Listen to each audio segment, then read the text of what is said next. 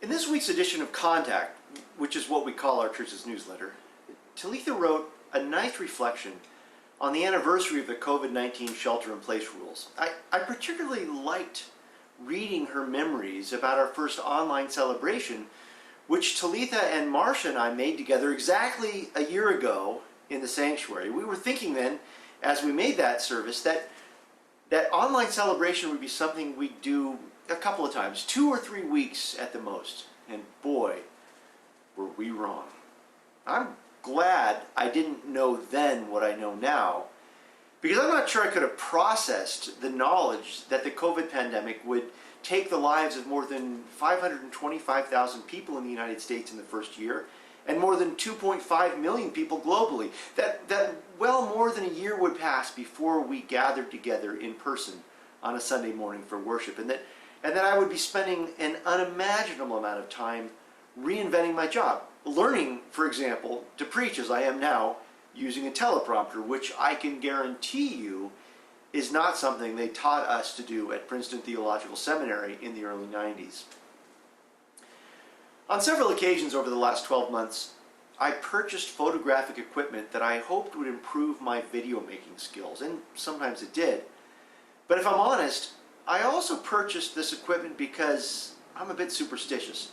I hoped that if I spent $100 for a new tripod, for example, that would cause the pandemic to disappear before I really got to use my new toy, such that my purchases would be a waste of money. Kind of like how finally remembering to bring an umbrella is a guarantee that there will be no rain wherever you are going.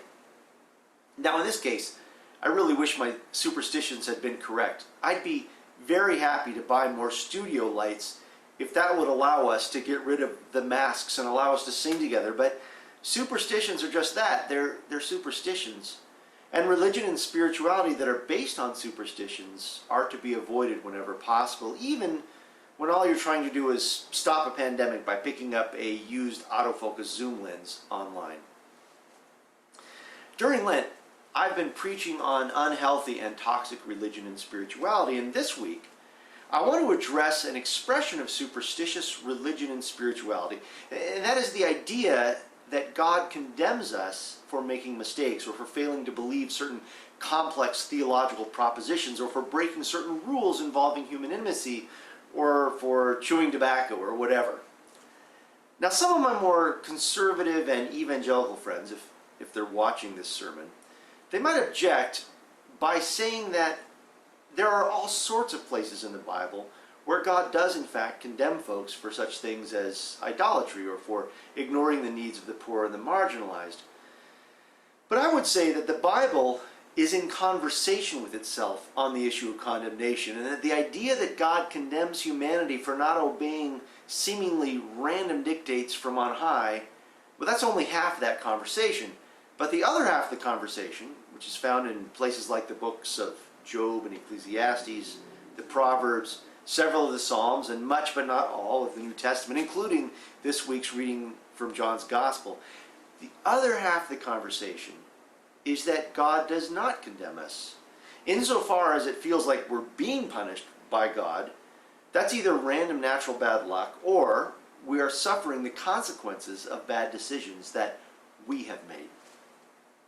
In the passage that Cindy read for us in the video that precedes this one, the author of John's Gospel describes divine condemnation by saying that God sent light into the world, but people preferred the darkness. It's not about God keeping a list of who's naughty and nice and then meting out cruel and vindictive punishments. Rather, it's about God issuing invitations that not everyone chooses to follow. Or as C.S. Lewis once wrote, there are two kinds of people in the world. There are those who say to God, "Thy will be done," and there are those to whom God says, "Thy will be done." Now, I think it's important for me, and maybe for you as well, to acknowledge a certain temptation to be superstitious about divine condemnation. After all, I am a solidly progressive American who opened up a bottle of bubbly wine and shed tears for joy when Joe Biden took the oath of office in January, and as such, it would be easy for me to say that the disproportionately high impact that COVID-19 has had upon the United States came as a result of God condemning and punishing us because our nation separated children from their parents at the border and then locked the kids in cages and lost track of the paperwork such that we no longer know which kids go with which parents. Might God be smiting us for our nation's crimes against humanity?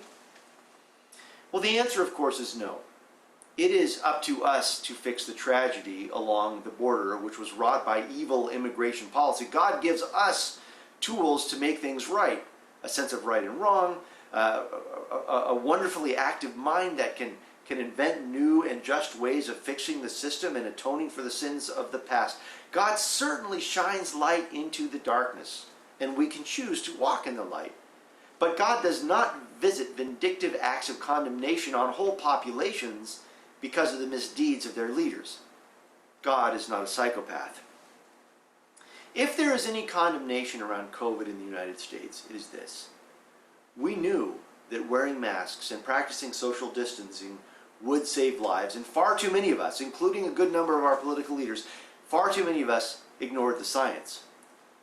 Or if you'd rather a more personal and less political example, we can talk about the fact that I am superstitious, which is a good thing to talk about since I'm preaching a sermon against superstitious religion and spirituality. So let me give you an example of how condemnation for the infraction of superstition works, at least in my life, and in a way that really doesn't matter.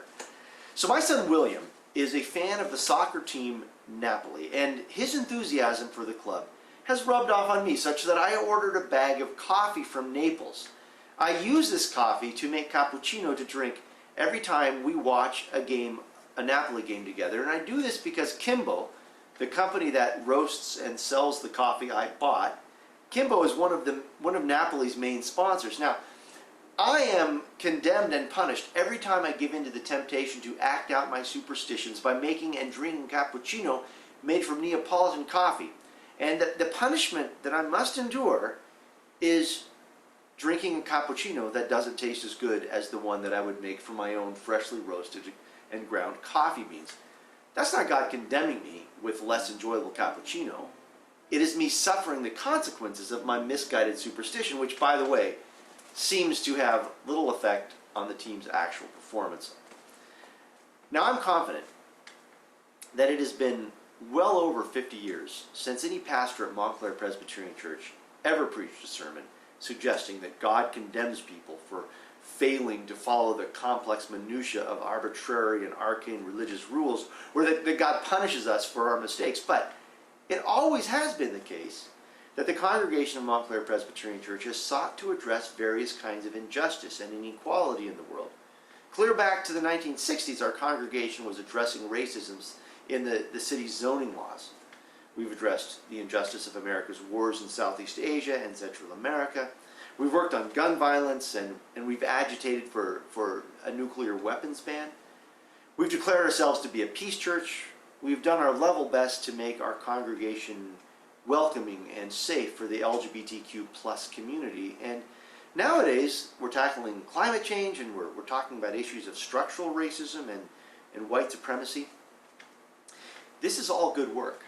And part of what makes it good work is that it is motivated not by a fear of punishment or condemnation, but by a commitment to what is good and beautiful and true, which is to say, light has come into the world, and you have chosen to love the light. That's what's wonderful about this congregation and the work that you do. It doesn't come out of toxic and unhealthy religion and spirituality. It is genuinely good. And now, may our love for the light and for the one who is the light of the world sustain us and give us hope and strength and determination as we continue to do this good work together, and as we make our way along socially distanced paths to that destination in the hopefully not too distant future when the pandemic is behind us and we can gather together.